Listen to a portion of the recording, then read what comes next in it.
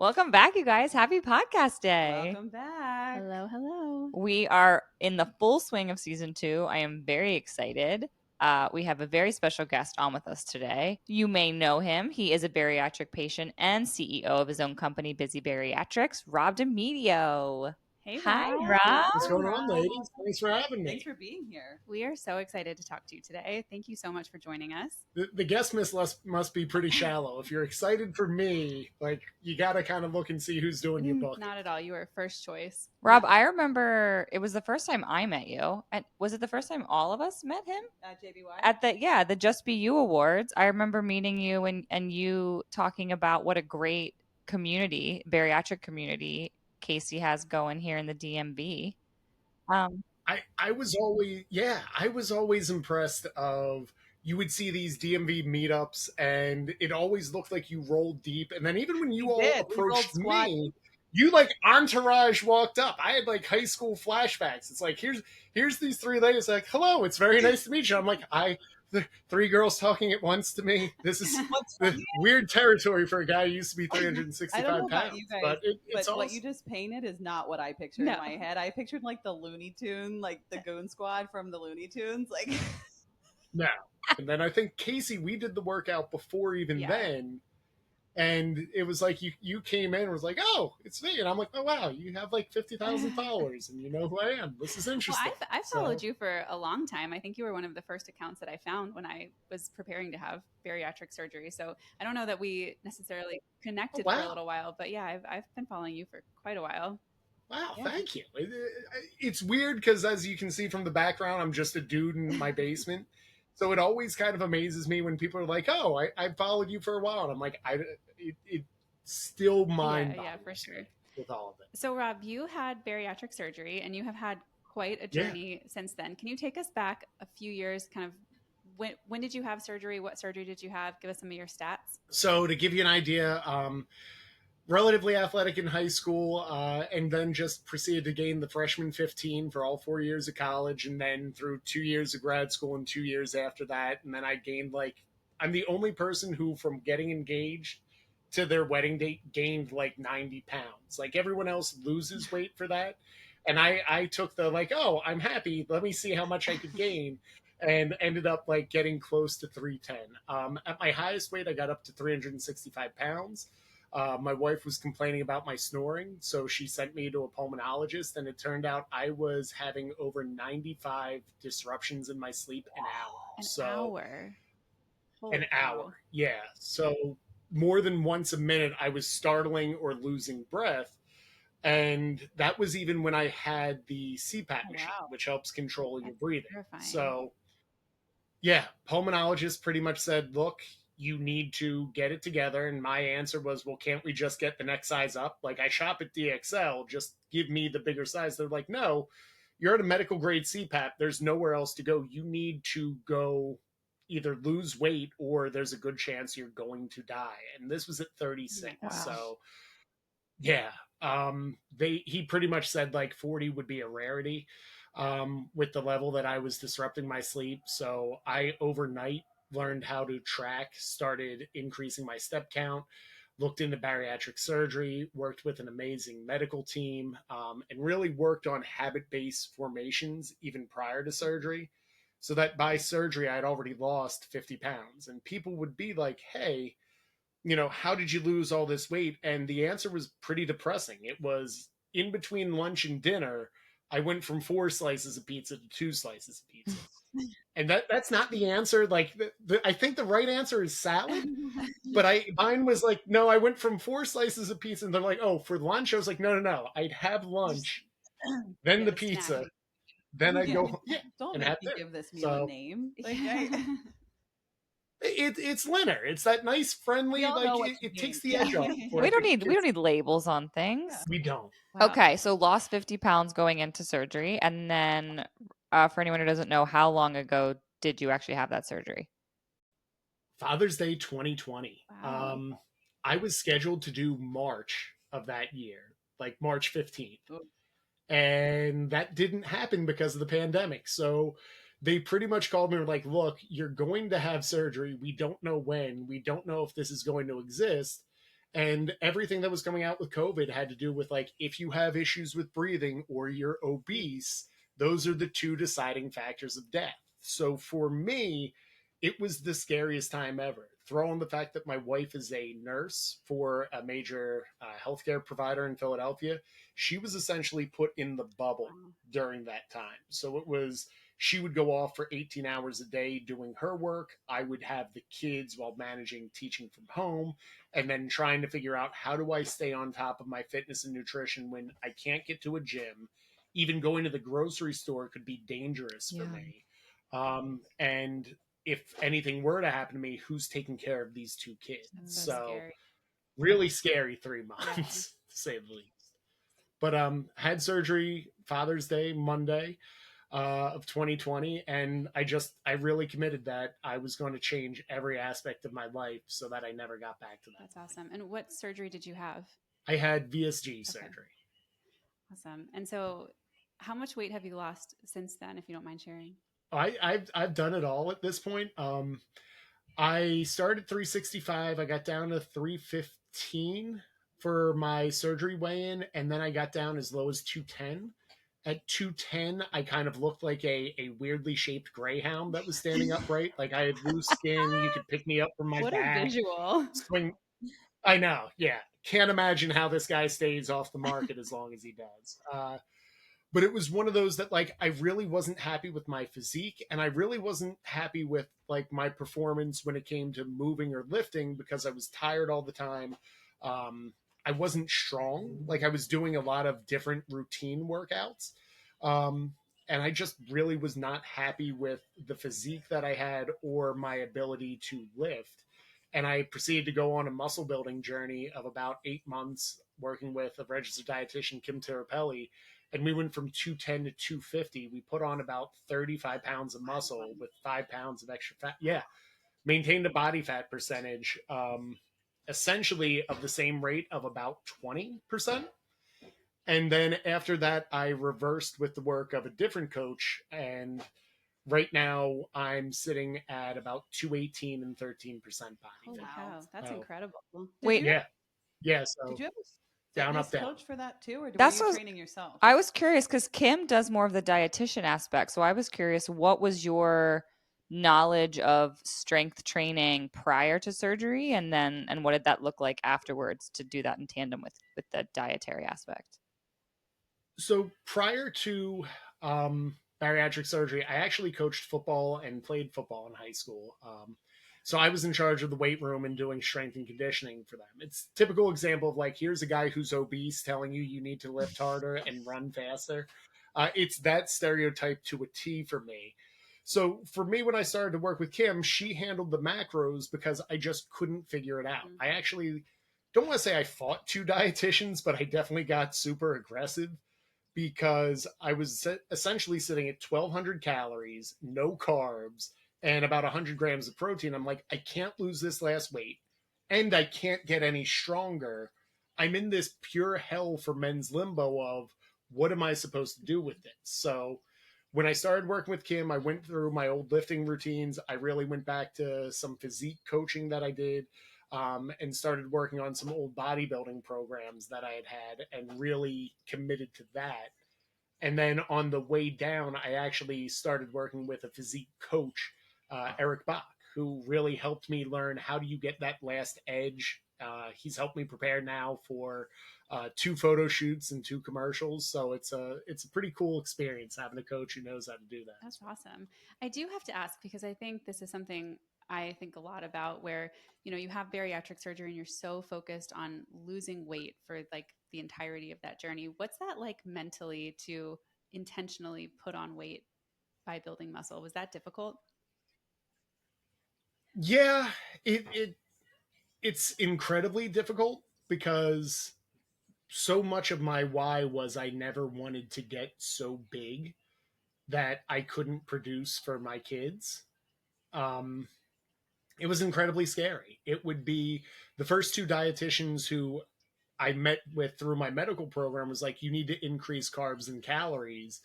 And I outright fought them. And I said, there's no way I'm doing that. You need to find a better way to do macros. you have a collegiate degree and you work for a top provider in a major metropolitan area. Clearly you're wrong as opposed to the guy in the basement. Like, go back Hey, you're and not do in it your parents' again. basement. Give yourself some credit.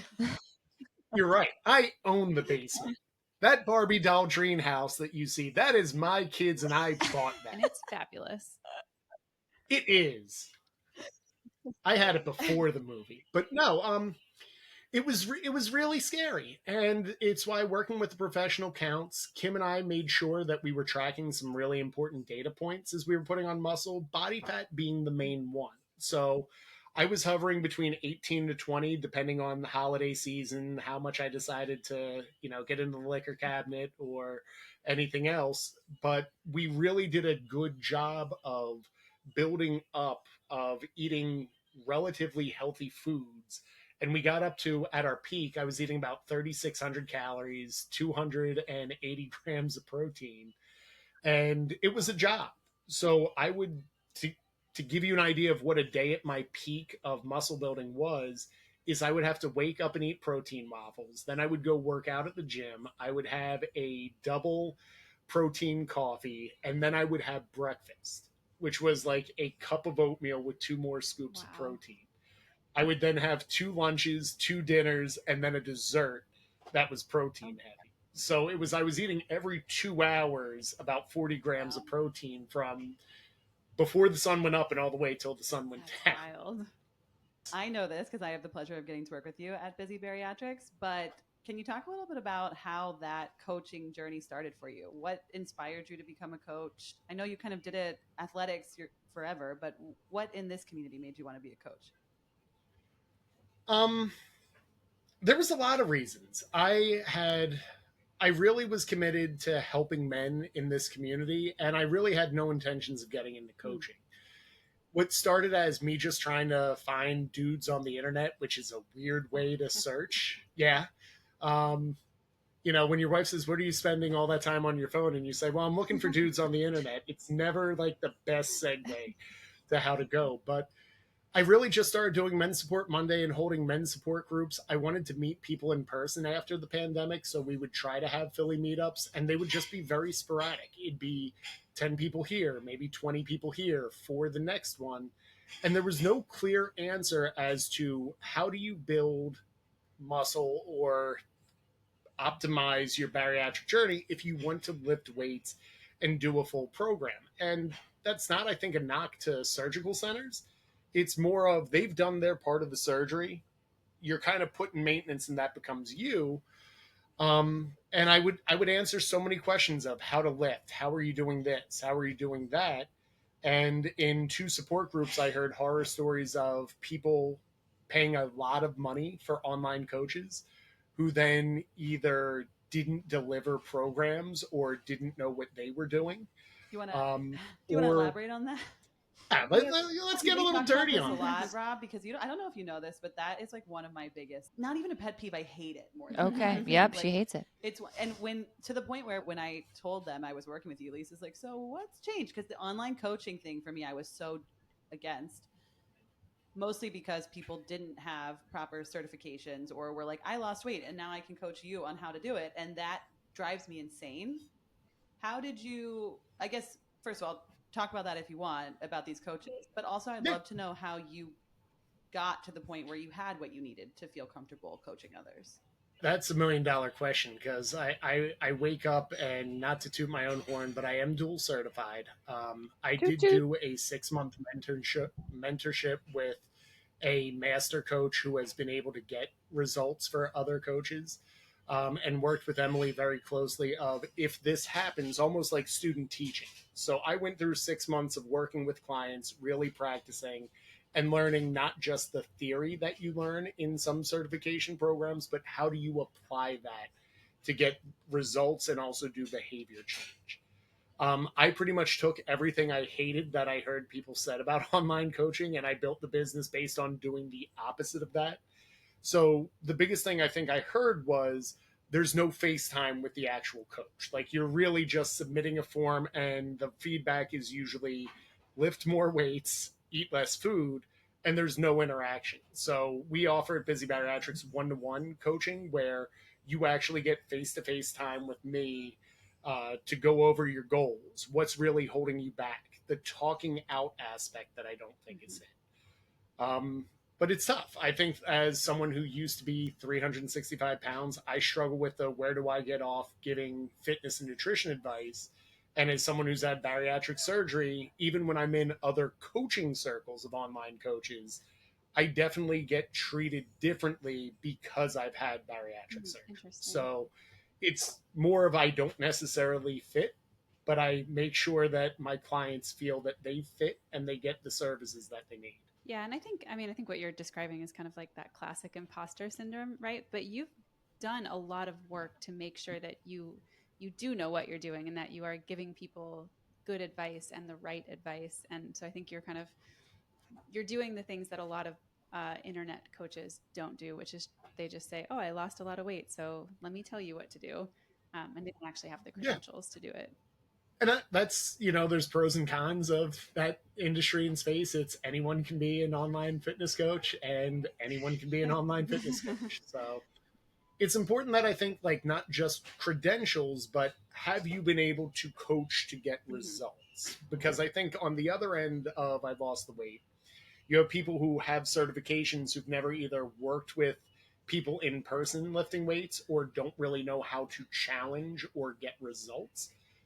And there has to be a little bit of both of that, I think, to have long-term results. So you mentioned that you had a desire to kind of help men in the bariatric community. Do you find that most of your clients are men, or do you have a mix of men Yeah. and women? I'm like 85% women between the age of 35 and 55. So just our demographic, former fat. Yeah, but I think when you look at it, my client book is very reflective of what I think the bariatric community is, or who is willing to show up on social media and use that to make decision making and engagement. So I think when you look at the whole market as a whole, I'm pretty reflective of what that is. It's one of the things I kind of hate hearing is when people are like, there's not enough men in the community. It's like, no, we are. We don't really just show up like the women do. And that's not a wrong thing. It's just Why different. do you think that is? A lot of reasons. I think for men, the biggest change between women when it comes to social media and interactions is my experience is a lot more men are willing to look and observe as opposed to put out.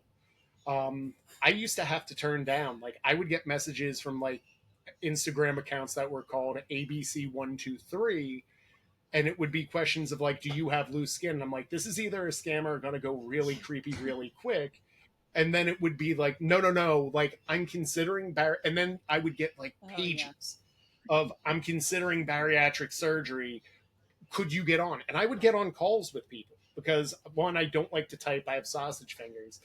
But two, it's like I remember being that dude who I only started Men Support Monday because I wanted to ask other men that were online in the community how did they get their results. So I guess with coaching, it was I had spent 2 years interviewing successful men and women who had gotten results, seen what patterns worked for them, heard what gave them issues and how they overcame it. That I all had a playbook both for myself and for when I help other people. What do you think is the biggest difference between men and women when it comes to being successful after bariatric surgery and getting the kinds of results fitness wise that you're talking about? I don't think there is. I think that's one where if you really looked at the habits of highly successful bariatric patients from interviewing both men and women almost every other week, the habits, patterns, behaviors of men and women who are successful after bariatric surgery are very similar.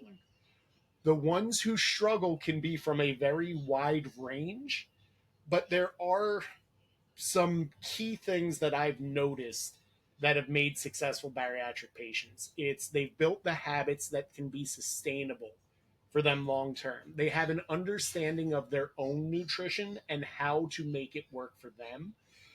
They stay active in some form of movement that they like and is sustainable again. And there is a part where they put themselves first. Uh, and if you spell all those out, it spells busy. Rob, do you mind just giving us for everyone that doesn't know, a kind of an overview of what Busy Bariatrics actually offers? Yeah, Busy Bariatrics offers one-to-one nutrition coaching and support, as well as remote coaching and support if that's more your style. But we really build both habit-based coaching and muscle building programs to help people lose fat, build muscle, and get results that they can sustain for long term after bariatric surgery. I thought that was really cool. So when we started working together, these guys know I'm not good at setting goals. So I called Rob. I think I texted Rob and said, "Can you talk to me?" Or something. I don't know. I was like, "Yeah, Yeah, and can you again, I have don't like 5 texting, so I'm like, I'll just get on a call with you. So we started talking. And he's like, "All right, yeah, we can definitely make this work. So like, what are your goals?" And I'm like, "Don't Yeah, die." Like, you know, Allie, you have to know that's so very common, and for so many clients, when I come to them, they're usually at a point where the goal has been lose right? weight for months, maybe even years, or they're struggling now because weight might be coming on, Sure. and they feel that there's a part of that they're not successful, and it's far from the truth. A lot of the times, good coaching comes from being able to take a very objective 30,000-foot view of the person and really just look at it and help drive them towards what habits they want to change to get results. Yeah, it's been an incredible experience. We can talk more about later on my end. So Busy Bariatrics does both the nutrition and the physical aspect. Can you talk a little bit about, especially for a bariatric patient, kind of is one more important than the other, or how they go hand in hand, and how you're able to do this as a bariatric patient if you're interested in more physical movement?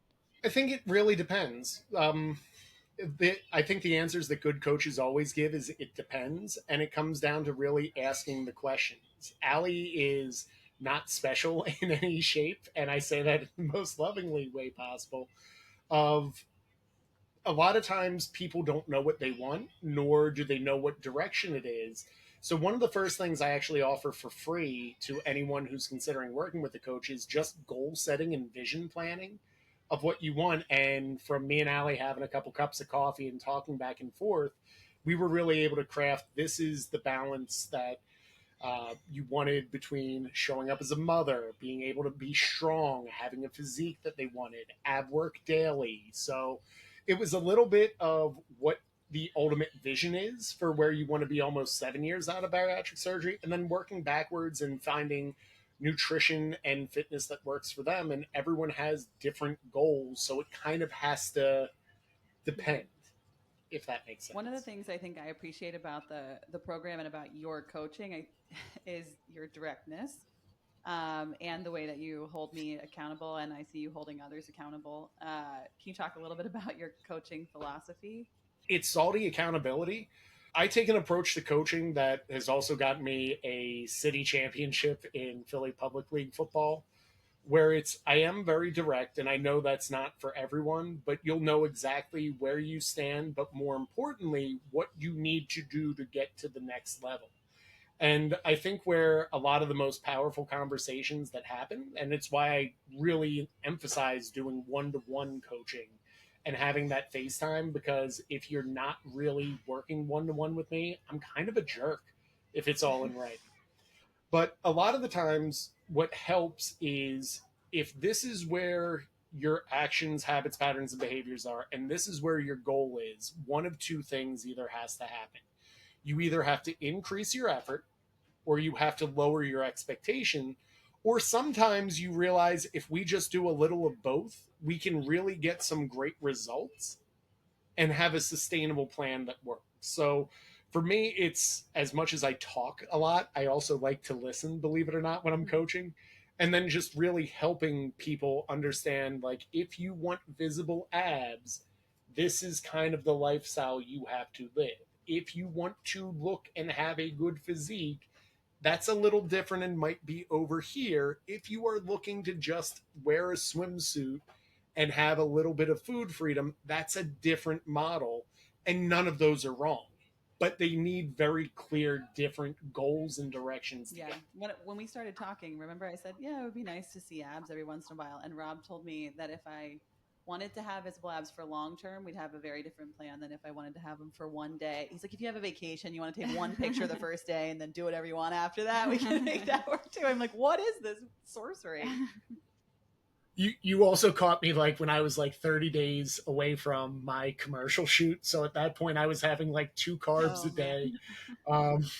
Living on salt water off my tears. And you're like, abs might be nice. I'm like, no, you don't realize what it costs. I literally had, when I did my commercial, I had abs for about 20 minutes of the shoot and then started to drink water and it just shot I right didn't even know back. that's a thing. 20 more minutes and I've ever had abs. Right. So we do, though, every once in a while, we'll send each other pictures or videos of what we believe may be abs. We call them Delulu abs here at the former baby abs. No, in my case, it's loose skin.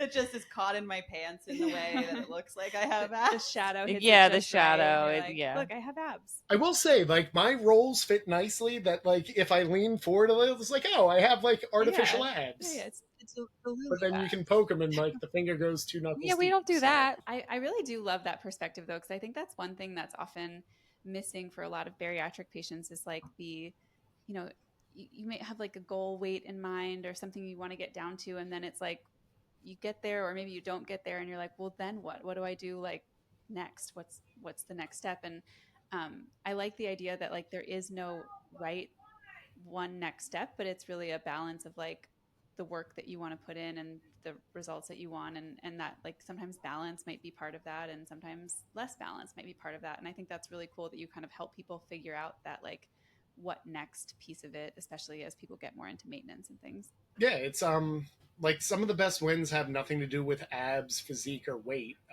I'm thinking of a client right now who they just got back from vacation and they were able to eat the foods that they want in portions that they felt comfortable. They chose to get a bougie gym membership and make movement part of their priority, but they still spent most of the day on the beach with their kids and still had boardwalk fries at the end of the day. And I think that's a beautiful goal for anyone. Yeah. And if you don't know how to get to that point yourself, it might incline you to hire someone who knows how to get there for you. Yeah, I think that's important. I think I think it's hard to get out of your own way sometimes. And I don't feel like that a lot in a lot of parts of my life, but I shared with these guys that recently when I started a new job, I was like super overwhelmed. And again, I called Rob and I'm like, I got to do something different. And I told the story already, Rob, so I'll save you from having to hear it or them again. No, I want to hear it because let's go into. I shared that I called like really panicking because I'm like, I don't want to stop this. I like what we're doing, but I cannot continue to work out outside of my home right now. I miss my kids. I need to spend time with them. My husband was like, what are we doing here? Like something's got to give a little bit. And he's been hanging on like a champ, but really something had to give. And so anyway, I called Rob on my way home. I literally decided this as I got in the car on my way home from work. Can I give my version of what my phone call was? Yeah. No, it'd be hard. No, it's fine. It's true. I literally what I'm saying is I made this choice to call you or to text you and see when we could talk. And you're like, I can talk now if you want. I'm like, okay, thank God. Literally, I had a 6-minute drive home, I think. And in that time, Rob had completely made a new plan for me. Like I was in the mode that we had to pause this. Because again, when you're in your own head, it's really hard, I think, to see the path. And Rob's like, that's fine. We can pause, whatever we need to do. But if just promise me you're going to do 3 Peloton strength workouts and 3 cardio days or whatever. Maybe I have the numbers wrong, so don't quote me, a week. And I'm like, yeah, I can do all that. The motivation is not a problem. I have to work out right now or else I'm going to go insane. What is a problem is being out of the house. And Rob was like, oh, well, I can write you a dumbbell at home workout. And I'm like, well, that's a thing you do? Like, I didn't know that. I just was so wrapped up in like, I can only solve this one problem right now. And I needed the perspective of a coach or another person or a friend that knew what was going on to say like, no, we can change this and adjust it so that you don't have to stop making yourself a priority, right? You can still do that and you can have both worlds basically. And again, I think it's a lot of common, especially for in the bariatric community, is there's a lot of an all or nothing mindset that can come from I'm either going to work out and crush it every day, Or what is the point of doing that? And I know personally, I've gotten stuck in that when I've had hernia surgery, calcium deposits in my shoulder. I recently just fractured a part of my fibula ligaments off my knee. And yeah, don't turn 40. It's really Really not good, hurts. ladies. I gotta Yeah, stress don't be enough. doing that. Yeah, I don't plan on it. Good. It's a lot of how do you make adjustments and pivots, and it's one of the proudest things that I really like working with clients on is I've helped people go through revision surgery. I've helped them handle their own hernias. I've had people who have just fallen and now they have a broken leg. So it's like, how do we do upper body work and do everything? When they're going through pain points, it's how do we incorporate yoga and gentle movement to rehab and bring you back stronger as opposed to giving up. I think one of the coolest things with you, Allie, is you exhibited a lot of the tenets that I teach and I coach my clients. And the first rule of Busy Bariatrics is we don't sit in our issues. You had a problem, you directly contacted me, and I directly picked up the phone. I listened to what the problem was. We made a plan to fix it, and we even put in some good like workout I was at the telling them park with about your this. Yeah. kids. I love And I think that's important. I think when you have young children at home, the biggest mistake I made on my bariatric journey was I would sit in the basement on my treadmill while my kids waited for me to take them to the park, where I probably should have just taken them to the park and had that much more of a good time and be more present with them. Right, but I So think it's so hard to it's do finding that things that when work. it's your thing. You know? Yeah, it takes someone else to unbonk you. And it's one of those, like, even as a coach, like I'm a full-time teacher. I run a full business at this point. And I've got kids. I don't necessarily catch all my bad behavior. And I don't necessarily, I'm very blessed in the sense of everyone in my circle is a cheerleader for me, which is a blessing. I've never really had like drama or issue from my wife, my family, my friends. They've been very supportive. The downside of that though is no one really tells me when my bulk got to like 255 and maybe we should dial it back. Um, or like maybe I should change some food choices. So having someone else who doesn't have a personal involvement in me is probably the best thing for me to get my results. Yeah, I think that's a really good point. I'm curious because I know I'm sure you've worked with all different kinds of people in your coaching business. If you could pinpoint like one or two things that you think make or characteristics that make somebody really successful, what would those things be? The top two things that will make any bariatric patient successful is taking immediate action and letting go of their limiting beliefs. And there's two main reasons for that. One is I think so many times in our bariatric journey, as well as in our fitness and nutrition journeys, we always say, like, well, maybe I wait till the holidays are over and then I'll start. Well, it's cold out. Maybe I'll wait for it to be summer. Well, now it's summer. We kind of have to get back into the swim season, or I'm managing other aspects of my life. I don't want to lose weight or commit to the gym in the summertime. And then it's September. Oh, well, I'm in back to school mode. This isn't the best time. And that cycle can be really hard to hit. Realizing that there is no ideal time to start your bariatric fitness or nutrition journey will get you the best results. I'm always proudest of Allie. Allie pretty much said, "Hey, I'm starting a job, but I also want to get that." And I was like, "Yes, I will absolutely work with you 100% Even if you'll because regret it like 5 weeks later when I call you almost in tears. nope, no, not at all. I can't stress enough because that's the other part is you don't sit in your issues. It's the first second you had issue, you reached out, and I can coach that up all day. The toughest thing to coach are people who aren't willing to admit they need help. And if you didn't need help, you shouldn't have signed up for a coach anyway. And there's nothing wrong with needing help. I pay for a coach because I know I need help. In any part of my bariatric journey I didn't understand, I either hired someone, I interviewed someone, or I researched to get the answer. And I let go of the beliefs that I had prior that this would get me results, because if I did get results, I wouldn't be in the situation I was in. Yeah, I think that's a hard thing though for people to come to grips with, and especially in our community because you don't know. I think how much control you've had and how much has been environment and how much has been genetics, and then you hear and see different things all over. And it's just, I think that's a really hard thing. We talk about like learning to trust your body, learning to trust yourself. It's difficult, right? Yeah, we were talking about that in our community call last night, is how self-sabotage really can show up with either homegrown beliefs of what will get you success or needing to control and not allowing someone else to guide you. And it's very common, not just in the bariatric community, but with most people struggling with their fitness and nutrition. It comes from how do you coach out the self-sabotage part of your life. Yeah.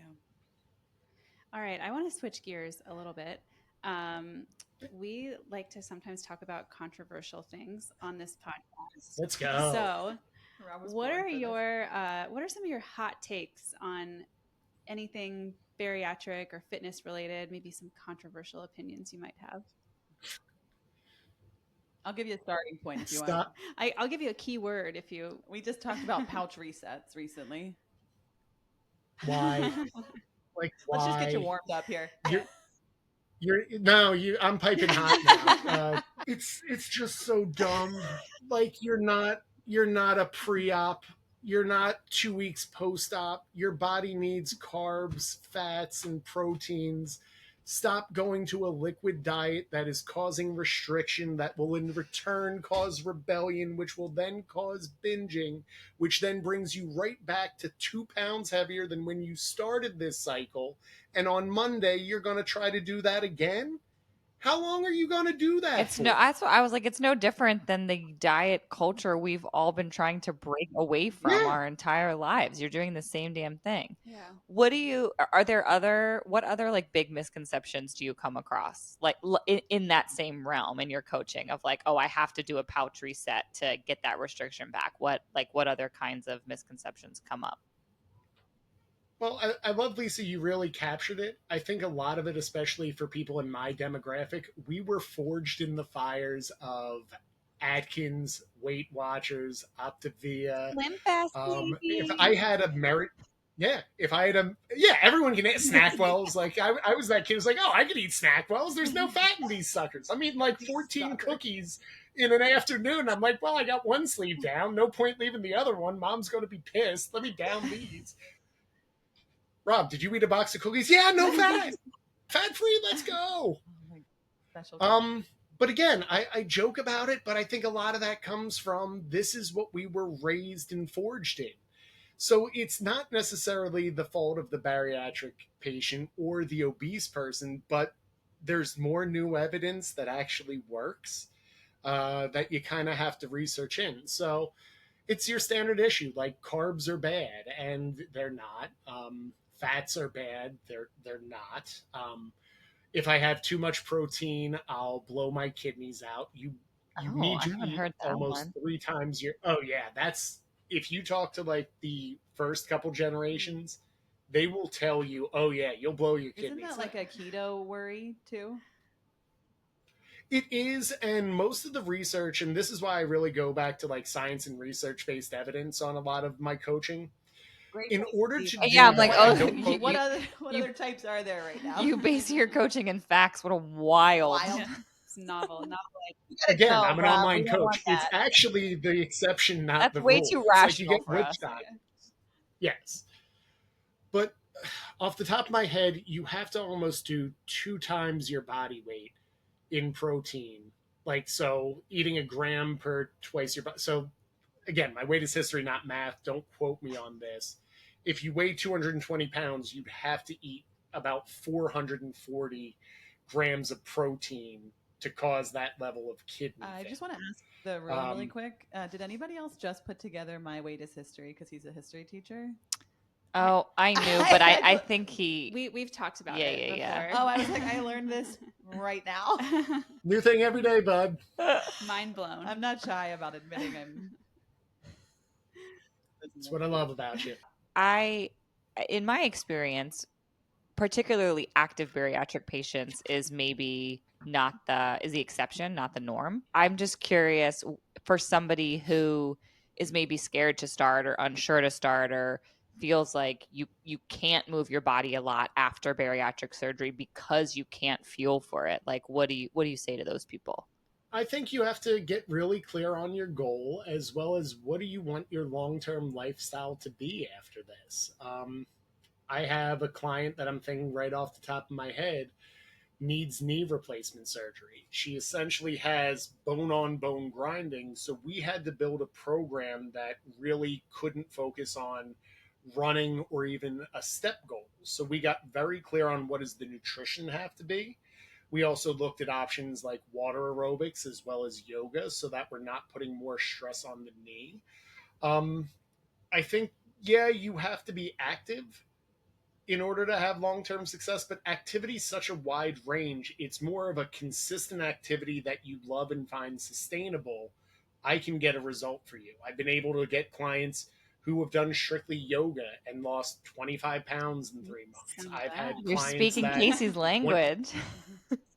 well, it, and Kasey, we've talked in person about this. It comes down to like there's a lot of concerns around women lifting weights or getting That was my bulky. most And controversial That was topic. gonna be mine too. I was for you, Kasey, to be clear.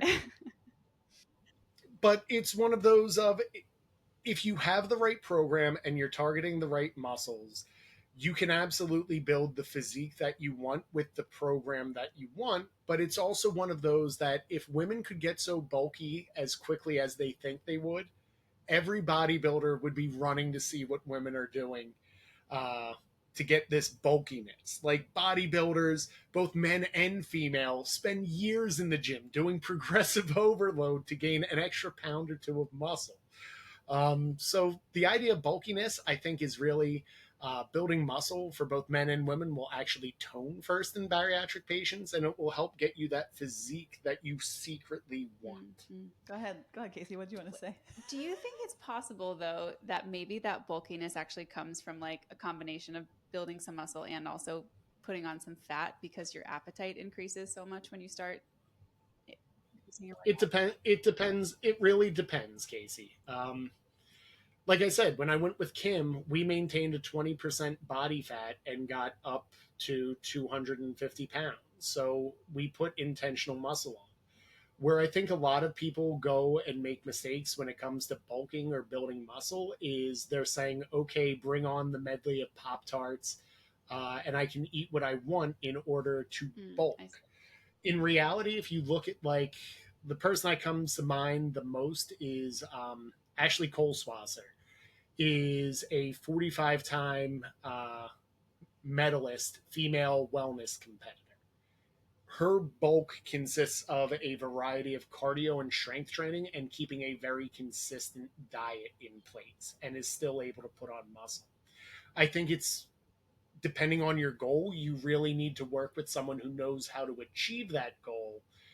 And I think a lot of the times when people say they're putting on muscle, it's kind of the equivalent of like you're doing it without having the proper knowledge of what will get you the proper result or how to measure what your success will be. Hypothetically, could a person asking for a friend, asking for a former fat definitely friend. not for myself. Could you maintain your current muscle mass just by walking, or do you need to be lifting? It depends on what your muscle mass is and your physique. It's like maybe I would just again hypothetically like for not the listeners. just, Kasey's flexing. are we flexing off to see like I only lift one time a year and it's very nuanced and I really don't like answering in full absolutes because you can find results in something that is consistently applied with whatever. And Kasey, do. why don't you pay for a consultation? I mean, yeah, I'm just trying to get stuff for free here. They're free. I just figured this Rob, was... I have to imagine if you want to maintain muscle mass in your arm, you would have to do some kind of physical activity that involved your arms. It depends. How? I like Rob's answer. I don't know how active you are with what you do with your arms all day.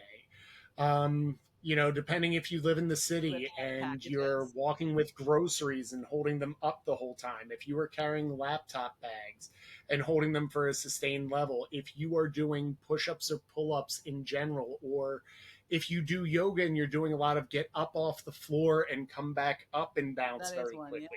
yeah. It's I think the people who scare me the most on the internet are the ones who tell you you must do this to get Yeah, results. it's not a one size fits all. Yeah. It really, yeah, and I know what you're doing, Lise, but it's Because I think Kasey is delulu if she thinks she can maintain muscle mass without engaging it. Well, I don't understand how this works because Kasey, it's not like you've been lifting. So what you currently have on your arms, it's not all from a year ago that it's just slowly been going away, right? I mean, you have some baseline, I would think. I don't know. I don't know. I don't know. Rob, can an adult tell us how this So- works? yeah.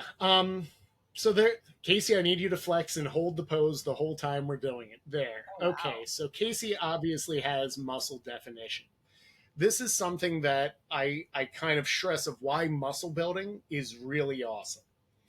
When you build muscle, it takes longer for it to go away. So think of it as like a bank account that has a very high interest rate. Once you build muscle, it doesn't necessarily go away as quickly as other things. So it's one of those, when you build your physique, you can kind of keep it for a longer level. And that's kind of probably what's going on right there. But it's why a lot of the times when people think you should be doing cardio for weight loss, I would advise more of, if you build muscle, you burn fat at a better level. And that in return helps keep your metabolism pumping because of what the muscle needs to maintain itself. Yeah. And sounds like that result will kind of last you longer than the calories you burn in a single cardio session. Your physique results traditionally will last longer than your traditional cardio results. How I try to coach it is, cardio is kind of like the ace in a hole. So if you're doing like a photo shoot, you want to get super lean, and you can look at bodybuilding routines. A lot of the times they save that oppressive cardio as the last ditch effort because your body metabolically adapts to that amount of cardio. So it's almost, the more you use it as a fat burner, the more your body says, hey, we know this game. Wait, so like if you we're not going to do that. I don't know, just throwing this out there. If you were to walk like 15,000 steps a day or something for like a long, long time, would your body just get used to that? Yeah, I did 15,000 steps for 435 actually, I didn't. days. I forgot that you did you did that. that. I was making fun of Kasey. I literally did that amount for 435 That's a lot of days. It is a lot of days. That's incredible. Why'd you stop that, Rob? My insides fell out. Yeah. I actually got a hernia. Yeah, so going back to like when I started with the surgical center, they're like, look, you walk about 3,000 steps a day. We'd like you to get up to 5. And I was like, well, I'm going to go for 10. And then at 10, I said, well, I'll double down. It's getting results. Let me go for 15. And the majority of my weight loss in the first year of bariatric surgery came from consistently hitting a step goal. It's why I think a lot of people don't understand it's more of a consistent application of some form of activity that will get results, as opposed to, I just climbed Mount Kilimanjaro and then I didn't do anything for 15 weeks. It's more of keeping that steady state and get a really good result. Yeah. That's the most challenging part, though, I think, because that was definitely me. I would have climbed Mount Kilimanjaro and then done nothing afterward, or worked out really hard and done nothing for the rest of the day type of thing. Hey, guys, remember when we ran a 10-mile race in April? When's the last time anyone has run since then? I thought about it today. I actually ran yesterday. Okay, well, just me then. I'm not. Well, I guess I ran in Barry's, but I ran Monday, but it was only to a bike to go to dinner with my family. I was running to the food. Yeah. I dreamed I ran last night, so that counts. Were you so fast the cars couldn't see you? I was flying. Rob, what? Casey's the Flash, just going in between cars, causing him to flip over. Sonic booms happening. That's where the arms come from. She's pumping them nonstop. In case anyone missed our previous episode, it's a joke because I am the world's slowest runner. Not the slowest, but I'm incredibly slow. I haven't ran post-bariatric surgery. Really? Really? I probably chased an ice cream truck or a kid That wanted in counts. the street. But like, Honestly, I think that's like one of the biggest changes for me post surgery. We've talked about it a little bit, but like I feel so much better running than I did before, and it makes me feel like $1,000,000.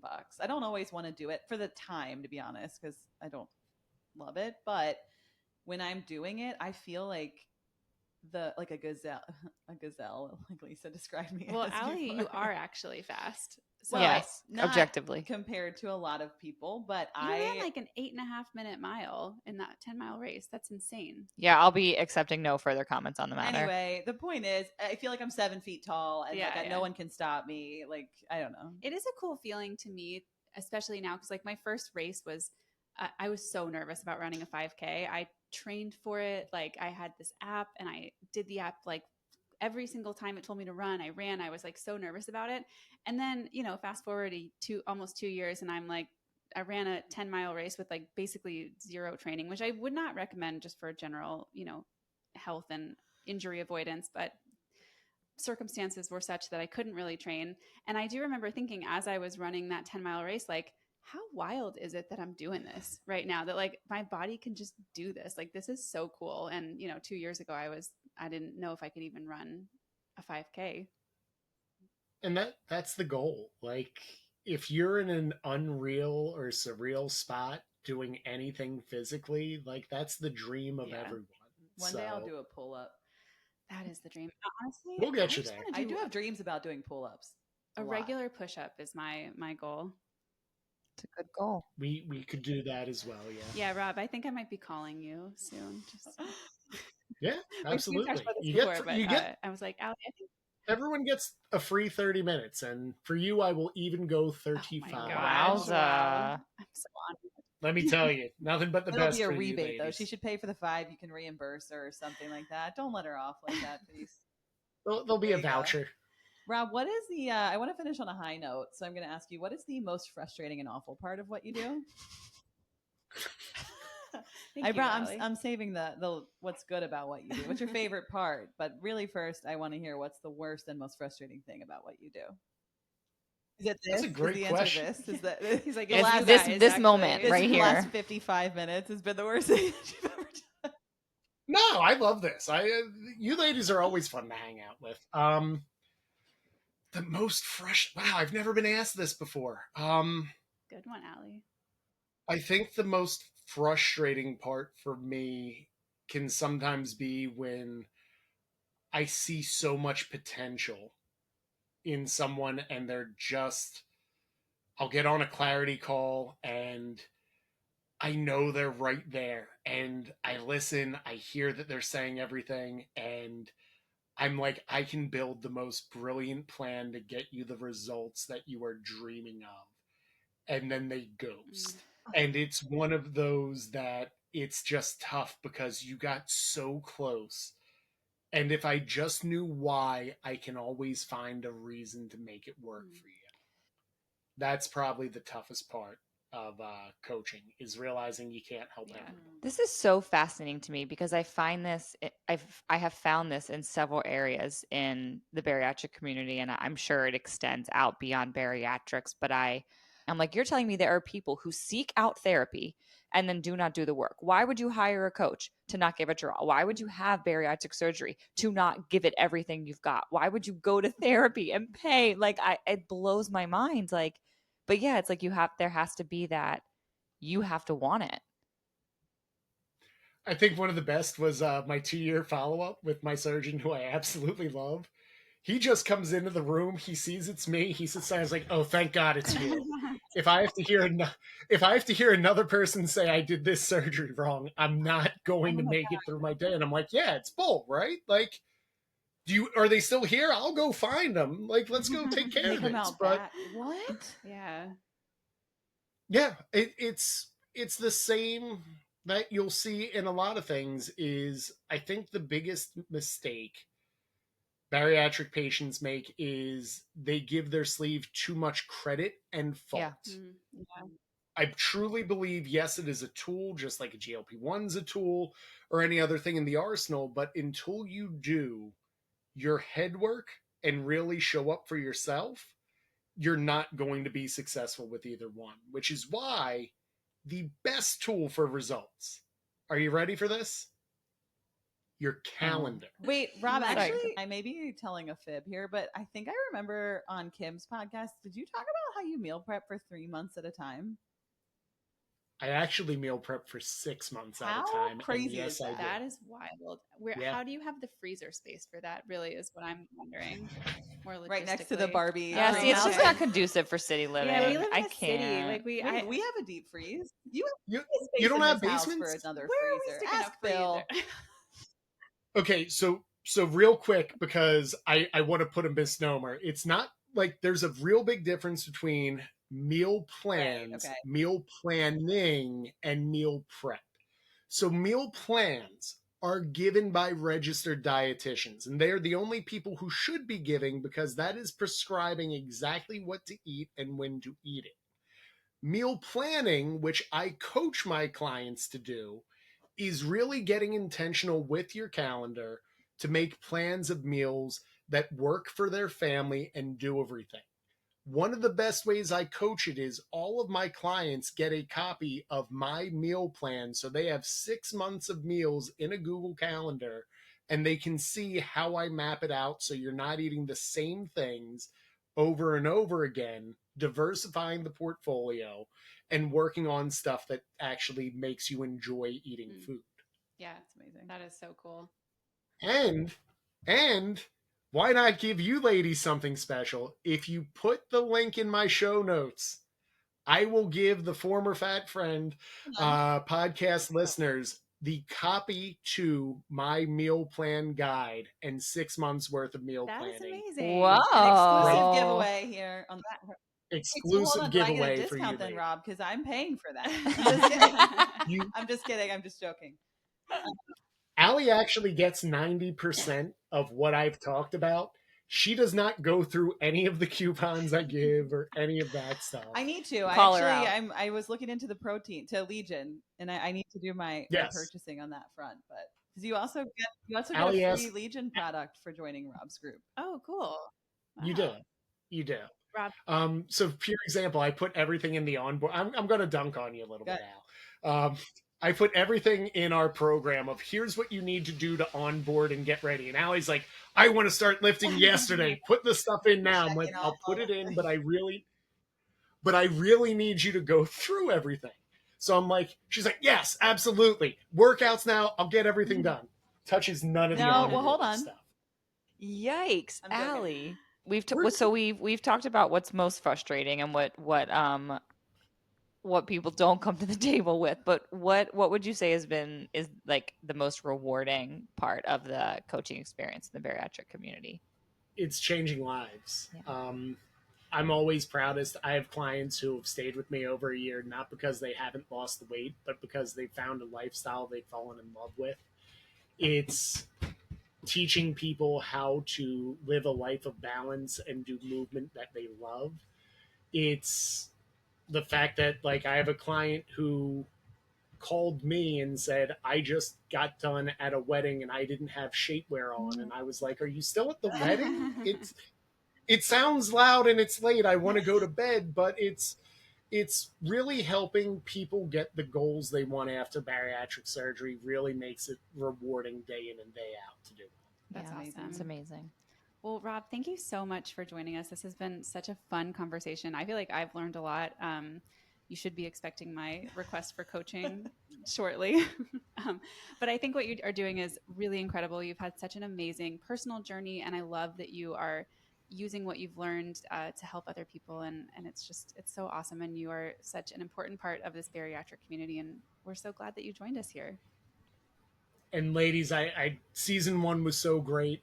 You got off to a red hot start, and I can't wait to see what the rest of season 2 has. Thanks, Rob. So thank you for everything. That's so sweet. Yeah, that's really nice. You are definitely one of our number one supporters. It's so wonderful how supportive you are every week when we're releasing. Yeah, I enjoy listening. I like the fact that I think the 3 of you do a really good job of addressing the elephants in the bariatric. Ain't nobody got time. Hold on, did you just call me an elephant? Just kidding. I did not. I did can't not. help it. Go ahead. Yes. But no, I think there's a lot of really good takes and insight and perspective that the three of you are really bringing that hasn't really been addressed in other audiences. And there's a place for everyone at that table. So it's nice to see more people there who bring different perspectives, and it's been a joy catching up with all three. Thanks, Rob. Thank you so much. Well, we'll throw it in the show notes, but tell people where they can find you if they're interested, which they are. www.busybariatrics.com. You can find me on Instagram at My Weight is History. My best advice is join my email list. We give away a free Legion product every month, as well as tons of proteins and meats and savings, and you'll be the first to get all the awesome rewards that I pass on to the bariatric community weekly. Awesome. Amazing. So that's where you can find Rob. And if you want more Former Fat Friend Pod, we are on TikTok and Instagram at Former Fat Friend Pod. You can find me at Leaning Into Lisa. I'm at Maintaining Kasey. And I'm at Allie's Losing It _RNY. We'll see you next time. Bye.